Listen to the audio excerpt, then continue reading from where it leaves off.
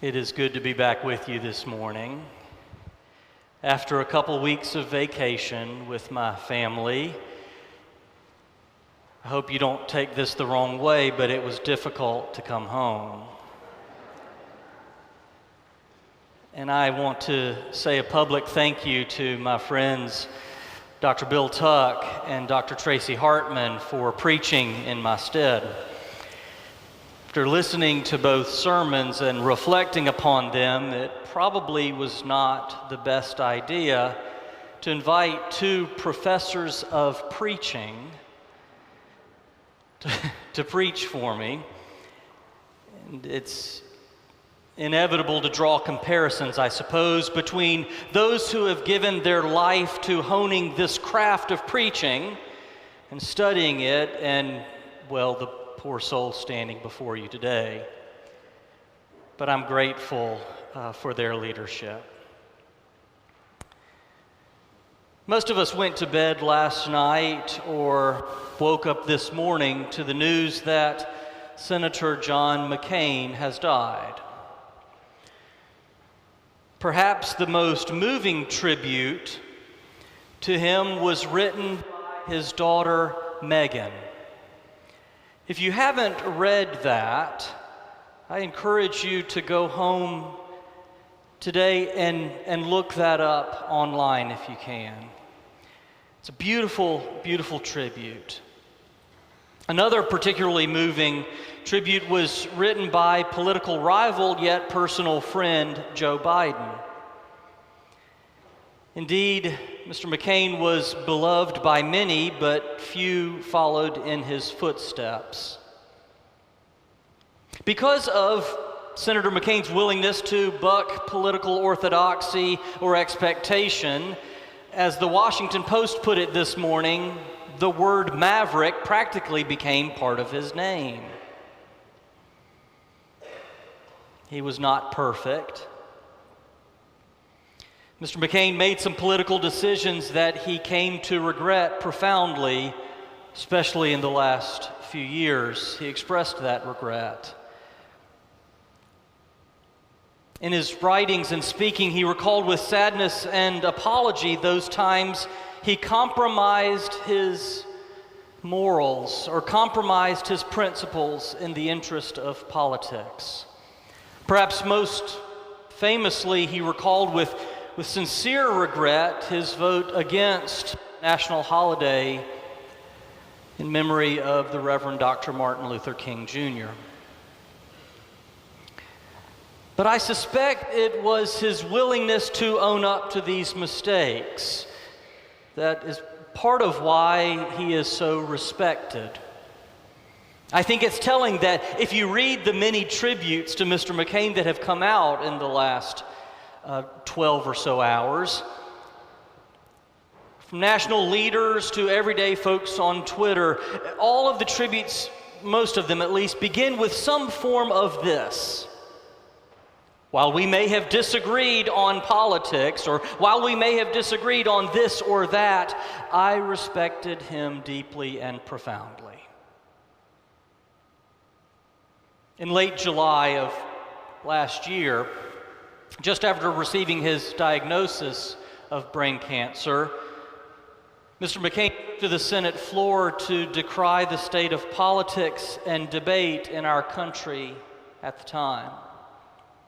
He called on his fellow lawmakers and by extension each one of us to put aside our demands for party allegiance, to work together for the good of our nation. So much is at stake, he said. We have so much to do. It was a moving speech, one that earned him a standing ovation. Fellow lawmakers on both sides of the aisle wiped tears from their eyes. And what happened next? Nothing. Nothing changed. One could argue convincingly, I believe, that tempers and rhetoric have only worsened since he delivered that speech. Nothing's changed. Isn't it true friends, that there's a high cost involved in doing what's right. You stand up and you speak up for what's right, and nobody's coming with you. Should the senator have watered down his call for decency? Could he have toned it down a bit, making it more palatable for his colleagues? Perhaps. But that would have been dishonest. All this got me thinking. As a pastor, part of my job is to introduce discipleship to those exploring the faith, in an attempt to help them connect with God and connect with one another. But this is dangerous business, because in doing so, it is all too tempting for me as a pastor to tone down what it means to be a follower of Jesus Christ. And as a congregation, church, we try to reach out to others and share our faith with them. As we try to make this thing called discipleship appealing to others, it is all too tempting for us to water down Jesus' demands. Hey, it's not that hard. Doesn't take much time or commitment. Just try it out for a little bit. But the gospel writer John refuses to do that. He doesn't describe following Jesus in a way that makes light of the costs that are involved. He doesn't romanticize what it means to be a follower of Christ. John knows that following Jesus is not easy. Sometimes we don't want to do it.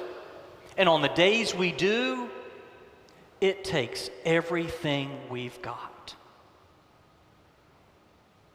No, instead of making faith easy and very doable, here in John's gospel, Jesus makes it hard.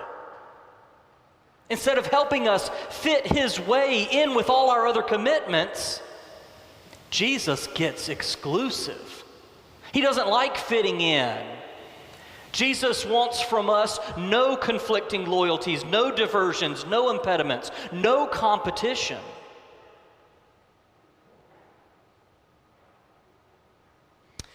And as you know, the last several weeks, we've been working our way through the Gospel of John. We've seen him feed the crowd of 5,000 with a little boy's sack lunch of 5 loaves of bread and a couple fish. We read together how the crowds begin to follow Jesus because he's able to fill their hungry bellies with food. But Jesus tells the crowds that he wasn't sent simply to feed their bodies, but to satisfy also the hunger deep within their souls. That doesn't sound too bad. But then Jesus starts talking about eating his flesh and drinking his blood. And Jesus says they'll have to do that if they want to follow him. And that's when it starts to get quiet. Here we have people who are excited to follow Jesus on his mission in the world. And now he's talking about eating flesh and drinking blood? Now that's just too much. In verse 60, Jesus' disciples say aloud what we're all thinking. Goodness, this teaching is hard. Who can do this? Do you remember that story from Luke where Jesus says to another crowd, whoever comes to me and does not hate father and mother, wife and children, brothers and sisters, yes, even life itself, cannot be my disciple. Remember that story? In that story, Jesus continues another thing, and listen closely now. If you say yes, and if you want to follow me, it just might get you killed. You can't be my disciple if you don't give up everything you own, everything you hold dear. So tell you what, go back home, think it over. You don't want to get in over your head. My goodness. River Road, aren't you glad I'm your pastor and not Jesus? I mean, really. I can help you understand that Jesus doesn't really mean what he says here. I can help you understand that there's context here, that there are some considerations. Jesus doesn't mean what he says here. I can tone it down for you. I can soften Jesus up and make him more manageable. But that would be a lie.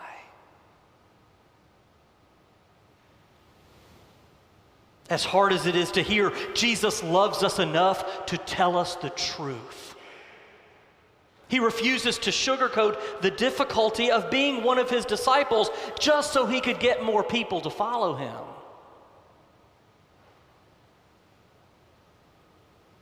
It was 9 years ago, almost to the day. I carried Ashley into the emergency room. She needed what was then her first set of stitches, right here on her head. I know this is a rite of passage for many parents, but it would have been nice if Ashley could have waited until her second birthday, I suppose. Anyway, we get to the ER and they take us back to a treatment room. Andrea evidently can't bear the sight of her baby getting stitches. She sends me back with Ashley. I'm back there, and Ashley keeps saying, "Papa outside, Papa outside." Now, she's not telling me to go outside. She's not saying, "Let's go play." She's saying, "Get me out of here."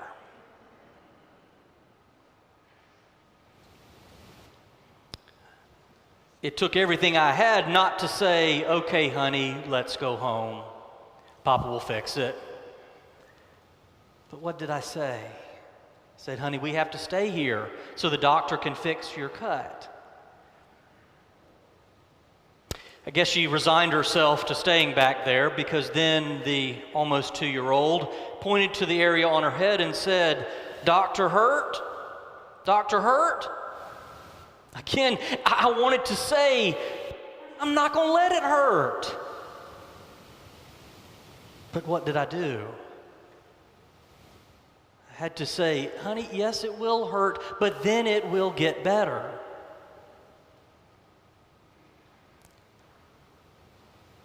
I love my daughter enough to tell her the truth.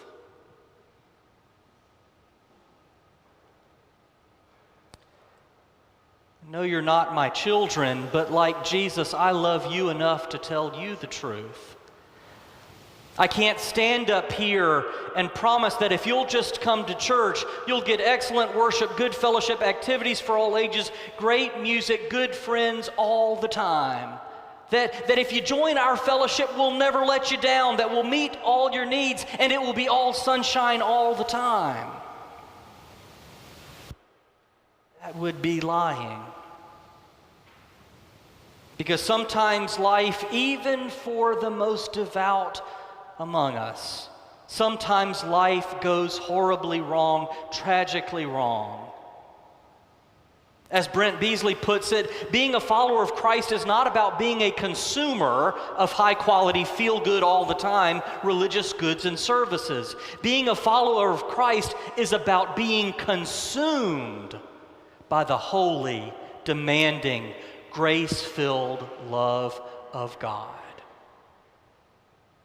And sometimes it's hard, and sometimes it hurts. Sometimes the demands Jesus places upon us, well, they're difficult. Some would say impossible. The things he asks us to do, we don't want to do. Turn the other cheek. Do good to those who hurt you. Sell all you have and give it to the poor. Sometimes the cost is too high.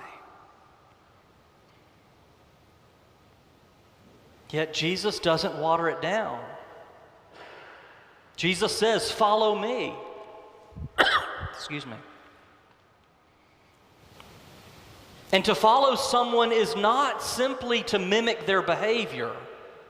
To follow Jesus means to physically follow him, to go where he goes. And where did Jesus go? To some royal palace fit for a king? No, he went to the cross. Following Jesus means we must be willing to go there too. To follow Jesus means we must be willing to die.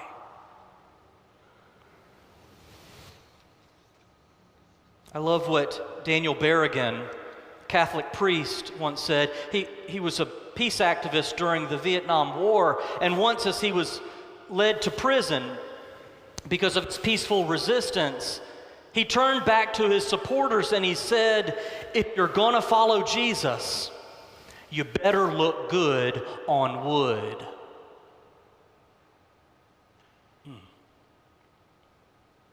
So friends, please forgive me. Please forgive me if I have ever implied that Jesus will make life easier for you, put a lilt in your voice, sunshine in your life, and fix everything that's wrong. Because chances are he won't. Oh, but he'll do so much better than that. He can make you a disciple. And if you're courageous enough to follow him, he can make you alive. It may not make sense to this world, but we know it's true. If we are willing to die, how alive we'll feel. But Jesus doesn't force this upon any of us. No, in our text today, Jesus gives us a way out. After detailing exactly what it will take to follow him, many of those gathered turn around and leave. So he turns to his disciples, and in verse 67, he says, do you also wish to go away? In other words, friends, there's the door. If you can't do this, there's the door. And this is hard to hear, friends, but personally, I'm glad Jesus loves us enough to tell us the truth. He wants us to know how wonderful it is to give our lives away and to give ourselves to him such that nothing is left over. He wants us to know how free we can feel when we're not chopped up into so many different commitments all of the time. Jesus makes discipleship difficult because he wants you and me to know what it feels like to get a hold of something that is so much larger than your own life. And I absolutely love Peter's answer to Jesus' question. As I've said to you before, normally we get nervous whenever Peter opens his mouth. But here I love his response. When Jesus says, do you also wish to go away? Peter responds, Lord, where can we go? Where can we go? You are everything to us.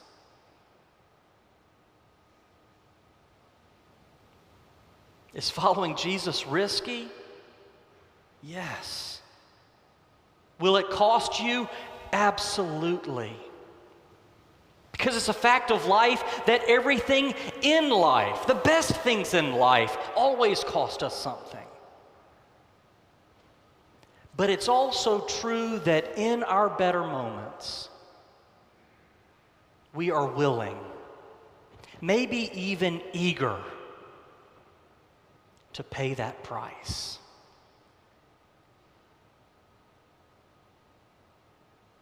Because it's the gospel. Brothers and sisters, amen.